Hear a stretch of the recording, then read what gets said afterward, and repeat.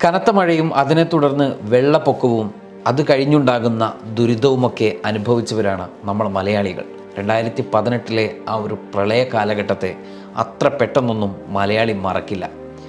എന്നാൽ കേരളത്തിൽ ഉണ്ടായ അതുപോലെ തന്നെ മലയാളികൾ ഏറെയുള്ള, മലയാളത്തെ ഏറെ സ്നേഹിക്കുന്ന, അറബ് നാടിനെ ഏറെ സ്നേഹിക്കുന്ന മലയാളികളൊക്കെയുള്ള നമ്മുടെ UAE-യിലും ഒമാനിലുമൊക്കെ വലിയ മഴ ദുരിതം അവിടെ നടന്നു.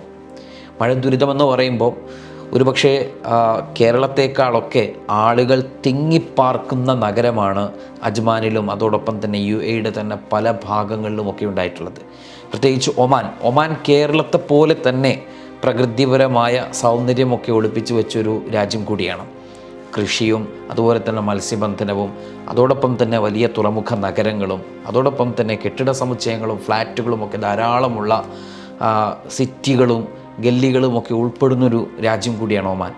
എന്നാൽ ദുബായിലേക്ക് വരുന്ന സമയത്ത് കുറച്ചുകൂടി പ്രീമിയം സ്റ്റൈലിലുള്ള ആളുകൾ ഒരുപാട് അധിവസിക്കുന്ന, സാധാരണക്കാരും ഒരുപാട് കമ്പനികളും ഒരുപാട് തൊഴിലാളികളുമൊക്കെ അധിവസിക്കുന്ന, മലയാളികളെ സംബന്ധിച്ചിടത്തോളം മലയാളികൾക്ക് ഗൾഫ് രാജ്യങ്ങളിൽ ഏറ്റവും കൂടുതൽ ഇഷ്ടങ്ങളുള്ള അല്ലെങ്കിൽ ഏറ്റവും കൂടുതൽ ആളുകൾ ജോലി ചെയ്തുകൊണ്ടിരിക്കുന്ന ഒരു രാഷ്ട്രങ്ങളിൽപ്പെട്ട ഒരു രാഷ്ട്രം കൂടിയാണ് ദുബായ്. ഈ UAE ഉൾപ്പെടെയുള്ള രാജ്യത്ത് സംഭവിച്ചൊരു മഴ ദുരിതം നമുക്ക് മലയാളികളെ സംബന്ധിച്ചിടത്തോളം പലതരത്തിലുള്ള വീഡിയോകളും, നമുക്ക് തന്നെ ഒരുപാട് ആളുകൾ, നമ്മുടെ സുഹൃത്തുക്കളൊക്കെ അവിടെ നിന്ന് അവരുടെ പ്രശ്നങ്ങളും അവരതിനെ എങ്ങനെ അച്ചീവ് ചെയ്യുന്നു എന്നത് സംബന്ധിച്ചുമൊക്കെ ഉള്ള വീഡിയോകളും വിവരങ്ങളുമൊക്കെ നമ്മളുമായിട്ടൊക്കെ പങ്കുവെച്ചുകൊണ്ടിരിക്കുകയാണ്. അത്ഭുതപ്പെടുകയാണ്. മലയാളികളുടെ ആ ഒരു സ്നേഹ കൂട്ടായ്മയെ നമ്മൾ സല്യൂട്ട് ചെയ്യുകയാണ്. അതോടൊപ്പം തന്നെ അവരെ നമ്മൾ പ്രശംസിക്കുകയാണ്.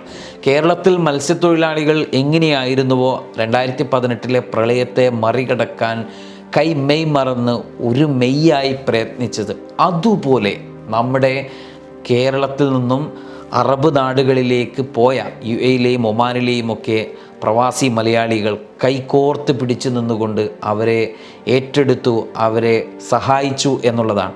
കേരളത്തിൽ 2018 മത്സ്യത്തൊഴിലാളികൾ ബോട്ടുകൾ ഇറക്കി തുഴഞ്ഞുകൊണ്ടൊക്കെയാണ് പല സ്ഥലങ്ങളിൽ നിന്നും ആളുകളെ രക്ഷപ്പെടുത്തിയത്, വീട്ടുപകരണങ്ങൾ രക്ഷപ്പെടുത്തിയതൊക്കെ.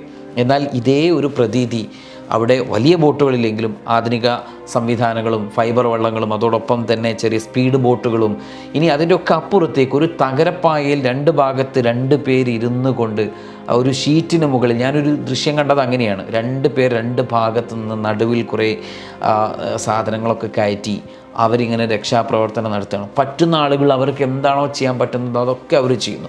പ്രത്യേകിച്ച് കുറേ അധികം സഹായ സേവന മനസ്കതയുള്ള ആളുകൾ, ഇൻഫ്ലുവൻസേഴ്സ്, അതോടൊപ്പം തന്നെ സന്നദ്ധ സംഘടനകളുടെ സജീവമായിട്ടുള്ള പ്രവർത്തനം. എടുത്തു പറയാം, SKSF-ൻ്റെ വിക്കായിയുടെ പ്രവർത്തകർ, നമുക്ക് അവരെ സല്യൂട്ട് ചെയ്യേണ്ടതുണ്ട്. കാരണം ഒട്ടും അമാന്തിച്ചു നിൽക്കാതെ SIC-യുടെ ഒക്കെ ഭാരവാഹികൾ അവിടെ പ്രവർത്തിക്കുന്നത് കാണുമ്പം നമുക്കവരോട് വളരെ വലിയ ബഹുമാനം തോന്നുകയാണ്. പ്രത്യേകിച്ച് ഒരുപാട് ആളുകൾ നമ്മൾക്കവിടെ ബന്ധപ്പെടാൻ കഴിയുന്നതും ബന്ധപ്പെടാൻ കഴിയാത്തതുമായിട്ടുള്ള ഒരുപാട് ആളുകൾ, ഈ 100ഓളം ഫ്ലാറ്റുകളിൽ ആളുകൾ, ഞാൻ പറഞ്ഞല്ലോ വലിയ ഫ്ലാറ്റുകളാണ്, ആ ഫ്ലാറ്റുകളിലൊക്കെയുള്ള ആളുകൾ അവിടെ കുടുങ്ങിക്കിടക്കുന്നൊരു സമയത്താണ് SIC-യുടെ പ്രവർത്തകരും അതുപോലെ തന്നെ വിക്കായയുടെ പ്രവർത്തകരുമൊക്കെ അവിടെ എത്തിച്ചേരുന്നത്.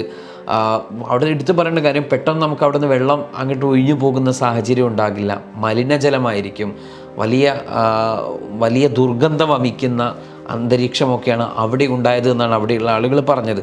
ഏതായിരുന്നാലും അവർക്കൊക്കെ താങ്ങായി തണലായി SKSF-ൻ്റെ വിക്കായുടെ പ്രവർത്തകർ അവിടെ സന്നദ്ധരായി മുന്നോട്ട് വന്നു എന്നുള്ളത് നമുക്ക് അവരെ അഭിനന്ദിക്കാം. അതോടൊപ്പം തന്നെ അത് വളരെ വലിയ ആശ്വാസമായി എന്ന് അവിടുത്തെ ആളുകളും അതോടൊപ്പം നമുക്കിത് കാണുന്ന കാഴ്ചകളിലൊക്കെ നമുക്ക് മനസ്സിലാവും. അങ്ങനെ ഒരുപാട് സംഘടനകളുണ്ട്. എല്ലാവരുടെയും പേര് പറയുന്നില്ലെങ്കിലും ആരെയും ഇവിടെ വില കുറച്ച് കാണിക്കേണ്ട ആവശ്യമില്ല. എല്ലാവരും അവരുടേതായിട്ടുള്ള പങ്ക് വഹിച്ചിട്ടുണ്ട് എന്നുള്ളതാണ്. UAE SKSF-ൻ്റെ പ്രസിഡന്റ് സയ്യിദ് ഷുഹൈബ് തങ്ങളുടെ നേതൃത്വത്തിലുള്ള വിക്കായുടെ പ്രവർത്തകർ നടത്തിയിട്ടുള്ള ആ ഒരു ശ്രമം നമുക്ക് അവരെ അഭിനന്ദിക്കേണ്ടതുണ്ട് എന്നുള്ളത് നമ്മളിവിടെ പ്രത്യേകം എടുത്തു പറയുകയാണ്. ഒപ്പം തന്നെ പരസ്പരം മെയ് മറന്നുകൊണ്ടാണ് അവർ പരസ്പരം സഹായിച്ചത്, സഹകരിച്ചത്. ആ സഹായവും സഹകരണവും ഒക്കെ തുടർന്നും ഉണ്ടാവുക. അത് മറ്റു വിഷയങ്ങളിൽ തുടർന്നുണ്ടാവുക എന്ന് പറയുമ്പോൾ അവിടെ ഇനിയും ഒരു വെള്ളപ്പൊക്കമോ ദുരിതമോ സംഭവിക്കട്ടെ എന്ന അർത്ഥത്തിലല്ല, മറിച്ച് ഇത്തരം ഘട്ടങ്ങൾ വരുന്ന സമയത്ത് മലയാളികൾ എവിടെയും സഹായത്തിൻ്റെ, സഹനത്തിൻ്റെ, പരസ്പരം കൈകോർത്ത് പിടിക്കലിൻ്റെ, കൈകൾ നീട്ടി നൽകുന്നതിൻ്റെയൊക്കെ ഉദാഹരണമാണ്. അത് ലോകത്തിനു കൂടി മനസ്സിലാക്കാൻ സാധിച്ചു എന്നുള്ളതാണ്. കാരണം മറ്റുള്ളവരൊക്കെ അതിൽ നിന്ന് മാറി സുരക്ഷിത സ്ഥാനത്തേക്കൊക്കെ അഭയം തേടി പോകുമ്പോഴും മലയാളികൾ മലയാളി എന്നോ ഫിലിപ്പൈനി എന്നോ അല്ലെങ്കിൽ പാകിസ്ഥാനി എന്നോ ഏതെങ്കിലും രാജ്യത്തുള്ള ആളുകളുടെ വേർതിരിവ് കണ്ടിട്ടല്ല. പ്രത്യേകിച്ച് അന്താരാഷ്ട്ര മാധ്യമങ്ങളൊക്കെ എഴുതി മലയാളികളുടെ ആ ഒരു സ്നേഹത്തെക്കുറിച്ച്, മലയാളികളുടെ ആ ഒരു പ്രയത്നത്തെക്കുറിച്ച്. മലയാളി അങ്ങനെയാണ്.